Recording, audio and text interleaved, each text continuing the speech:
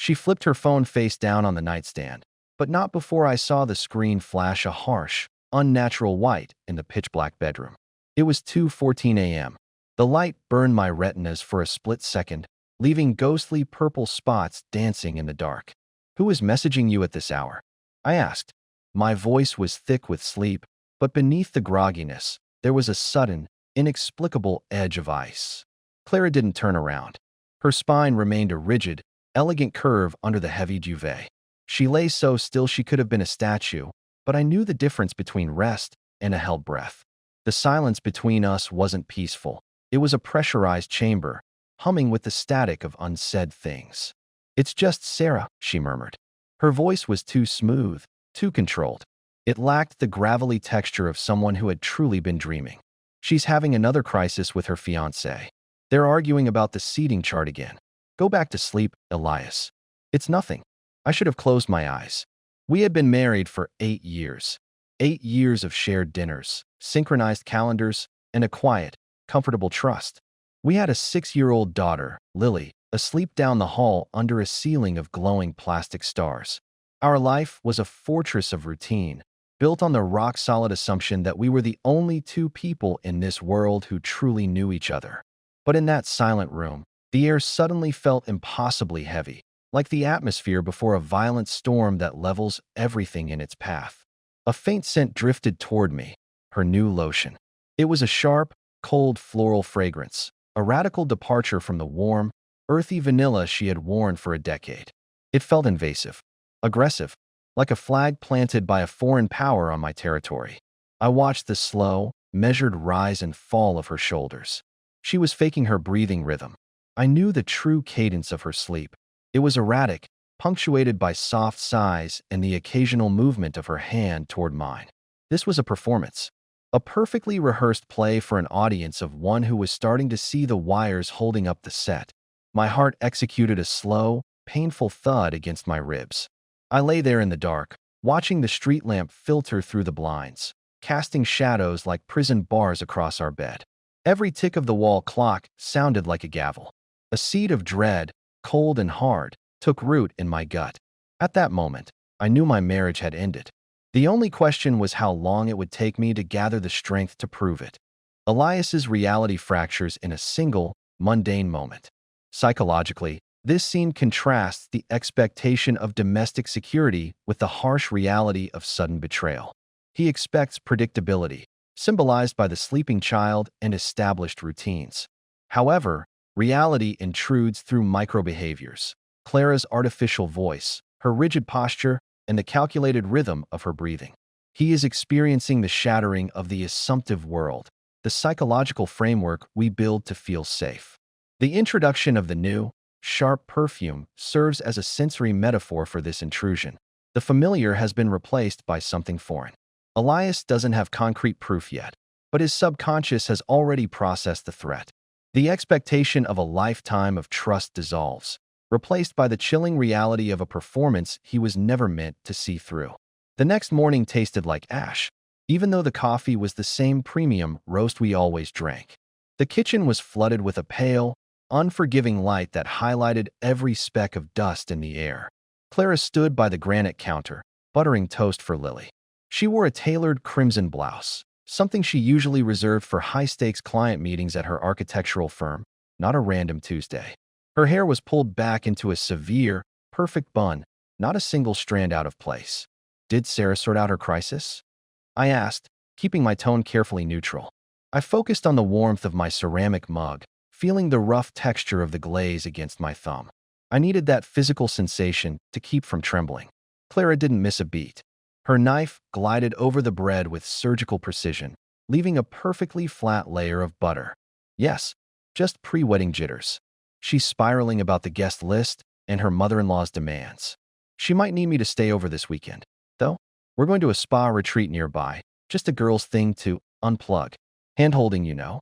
She offered a smile, but it was a desert, dry and vacant.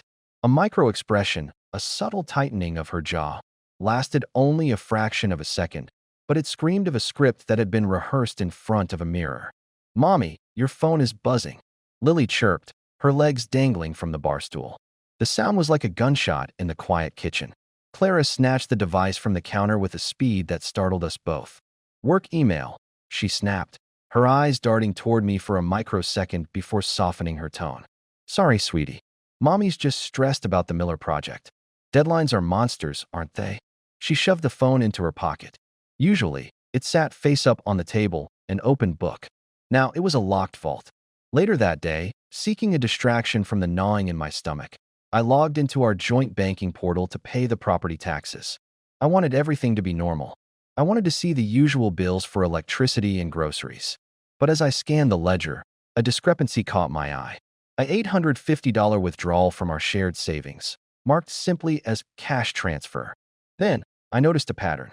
Over the last 3 months, small, consistent transfers, $300 here, $500 there, had been made to an external account I didn't recognize. Almost $5,000 was gone. Our emergency fund was hemorrhaging. I texted her, my heart racing, the screen of my phone feeling slick under my sweaty thumb. "Hey, noticed some transfers to an unknown account while doing taxes. Did we get hacked? Should I call the bank?" The reply came 3 minutes later. The typing bubble had appeared and disappeared 4 times. "Oh, that's Sarah's bridal shower fund. I'm handling the venue deposit and catering since she's so overwhelmed. I forgot to mention it, sorry. I can send you the spreadsheet later if you want. Don't worry about it, babe." It was a plausible excuse. Perfectly logical. Sarah was her best friend since college. But the smell of that new floral perfume seemed to linger in my home office, a phantom scent mocking my sanity. The pieces were shifting, creating a picture I was terrified to look at. I didn't ask for the spreadsheet. I knew she would just spend the afternoon forging one on Excel.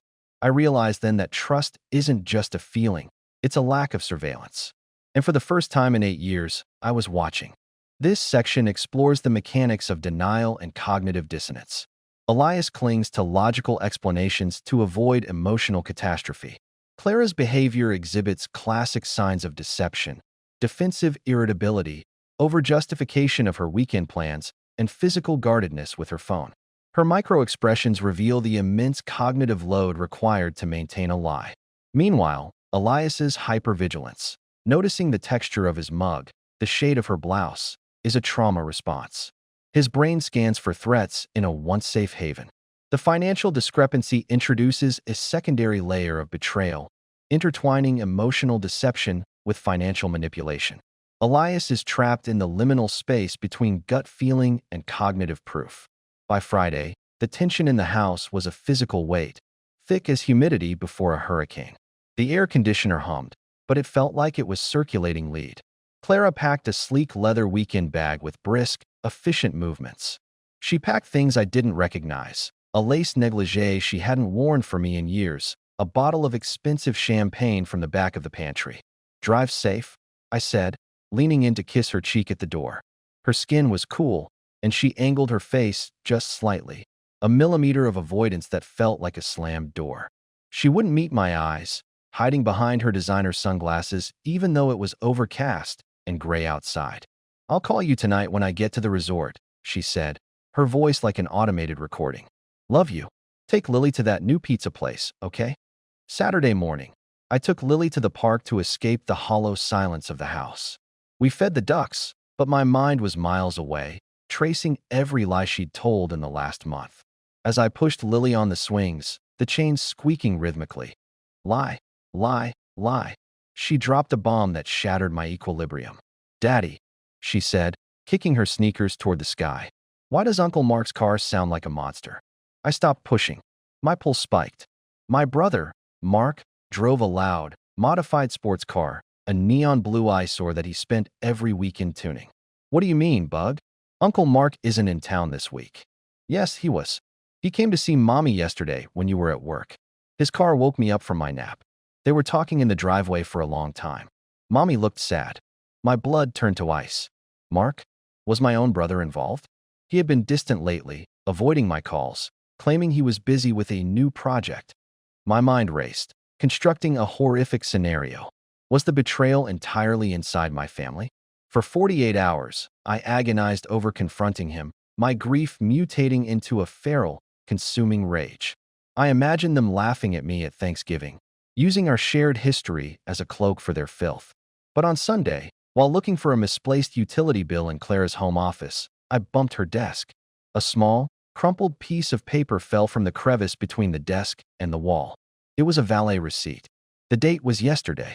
The time was 3:15 p.m. The location was the Crestwood Hotel, a luxury boutique hotel downtown, famous for its privacy and high prices. Not a spa retreat in the mountains. And certainly not Mark's house. I stared at the slip of paper, the ink blurring as my vision tunneled. The realization hit me. She wasn't with Mark in a romantic sense. She was using him, or he was helping her. Mark worked in security. He knew how to hide things. But why the hotel? The labyrinth was deeper than I ever imagined, and I was wandering through it blindfolded, guided only by the voices of those who were supposed to love me. The narrative uses secondary characters, Lily and Mark, to escalate the psychological terror. Lily's innocent observation acts as a catalyst, introducing a devastating red herring. Through her eyes, a loud car becomes a symbol of family betrayal. This diversion shows how suspicion, once ignited, becomes a contagion. Elias's willingness to suspect his brother reveals the profound destabilization Clara's gaslighting has caused. His moral compass is disoriented. The valet receipt snaps Elias back from the false trail while plunging him deeper into the actual conspiracy. By using Lily as the bearer of misdirection, the story underscores how infidelity fractures the entire family ecosystem, turning children into accidental detectives. The transformation from husband to investigator was sickeningly rapid. The man I used to be, the one who trusted implicitly, who believed in the sanctity of forever, died on that Sunday afternoon. In his place was someone cold, analytical, and deeply wounded. On Tuesday, I took a sick day. I told my boss I had a migraine, which wasn't entirely a lie. I knew Clara had a client meeting downtown at 2 p.m. I parked 2 blocks from the Crestwood Hotel, my car tucked behind a delivery truck. The rhythmic drumming of rain on my windshield was the only sound in the suffocating silence. My palms were damp, sliding against the leather steering wheel. I felt like a criminal in my own life. At 4 p.m., she appeared. She stepped out of a taxi, looking radiant and utterly foreign. But the scene was a psychological jigsaw puzzle. Clara arrived, but she wasn't alone for long. Sarah pulled up in her own car. Relief, sudden and pathetic, washed over me. Maybe I was crazy. Maybe it really was just a friendship crisis, and they were meeting for a drink at the hotel bar. But then, the relief contorted into horror. Sarah didn't look like a friend offering support. She looked like an accomplice. Sarah reached into her purse and handed Clara a small, metallic object. A room key. No words were exchanged, just a practiced nod. Clara slipped through the revolving doors alone. Sarah turned and walked the opposite way, pulling out her phone with a smirk that made my stomach churn. The pieces clicked. The money from our account wasn't for a bridal shower. Sarah was the cleaner. She was the one booking the rooms, taking the bank transfers to keep Clara's name off the credit card statements, and providing the alibi in exchange for a cut of the money or perhaps out of some twisted, toxic loyalty. The betrayal was organized. It was a syndicate of deceit. A black sedan pulled up 10 minutes later. Out stepped Julian, Clara's business partner. He had been at Lily's birthday party last month. He had shaken my hand, complimented my grilling skills, and played with our dog. He smoothed his lapels, checked his reflection in the glass, and walked into the hotel. I sat in the rain and watched the ghost of my life disappear into a lobby I couldn't enter. I realized then that I hadn't just lost a wife. I had lost my sense of reality. Everything I thought I knew was a lie. The birthday parties, the anniversaries, the I love yous whispered in the dark. It was all a curated exhibition, and I was the only one paying for the tickets. This sequence illustrates the cascading effects of deception. The initial cause, Clara's lies and the discovered receipt, triggers Elias's transformation into a covert investigator. The effect is the death of his former identity. Furthermore, the scene reveals the mechanics of the betrayal. Clara's affair is in effect facilitated by Sarah's complicity, cause. This secondary betrayal compounds the devastation, showing that infidelity is an ecosystem of deceit. Elias witnessing the key exchange is the irreversible turning point. The effect of this visual proof is the absolute destruction of his reality. Hope is permanently extinguished. I didn't confront her at the hotel. I didn't want a scene in a public lobby. I wanted her in our home, surrounded by the physical evidence of the life she was incinerating. I wanted the walls to witness her shame. When Clara walked through the door at 7 p.m., humming a tune I didn't recognize, the house was dark, save for a single lamp in the living room. I sat in the armchair, a manila folder resting on my lap. The air was dead, heavy with the metallic tang of impending ruin. Elias? Why are you sitting in the dark? You scared me. She reached for the light switch. Leave it off, I said. My voice was a low, unrecognizable rasp. It sounded like it was coming from someone else. She froze. The ambient light from the street caught the sudden, wild panic in her eyes. The look of a cornered animal. What's wrong? Is Lily okay? Did something happen at school? Lily is at my mother's. She'll be staying there for a while. I stood up slowly. Every joint felt stiff. The folder felt like it was made of lead. How was the meeting with Julian? Did Sarah book a nice room at the Crestwood? I hear the service there is impeccable. The silence that followed was absolute. It was the sound of a vacuum, of all oxygen being sucked from the room. Clara's face drained of color, becoming a ghastly, translucent mask in the shadows. Her mouth opened, but the rehearsed lies had evaporated. The script had been burned. Elias, I can explain. It's not what you think. We were just talking about the project. She finally choked out, clutching her designer purse to her chest like a shield. Explain what? I threw the folder onto the coffee table. Photos I'd taken with a long lens from the car, bank statements with the transfers to Sarah highlighted in red, the valet receipt. They spilled out like a coroner's report on a dead marriage. Explain how you let your best friend steal from our daughter's future to fund your hotel rooms. Explain how you looked at me every morning, ate the breakfast I made, and then went to bed with a man who sat at our dinner table. She collapsed onto the sofa, not with grace, but with the sudden, ugly weight of a facade that had finally reached its breaking point. The tears came, loud, gasping sobs that sounded more like anger than regret. But they didn't move me. I looked at her and felt nothing but a profound, hollow exhaustion. The woman I loved had never existed. She was a character Clara played to keep her life stable while she hunted for thrills elsewhere. I was just the background noise in her true story. The climax is driven by the collision of suppressed emotions and calculated actions. Elias's decision to confront her in the dark is a strategic move to reclaim power. His cold voice and the act of throwing the evidence are manifestations of crystallized rage. Clara's collapse reflects her psychological unmasking. The emotional core is Elias's transition to hollow exhaustion. The external action of revealing the truth aligns with his internal emotional death. The tears that once moved him now elicit nothing, signaling the absolute severance of their bond. The divorce was a surgical procedure, cold, sterile, and necessary. It was like amputating a limb that had turned gangrenous. Sarah's involvement in the financial drain gave my lawyers all the leverage they needed.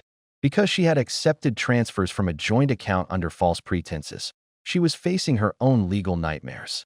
Clara moved into a cramped, one-bedroom apartment in a part of town we used to avoid.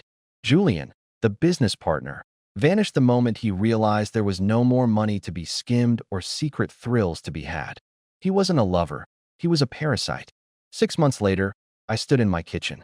My kitchen. The morning light caught the steam rising from my coffee, creating little swirling patterns. The silence, which had once felt like a threat, now felt like a vast, breathable expanse. It was peaceful. I watched Lily through the window as she played in the yard, building a fortress out of cardboard boxes. She was resilient.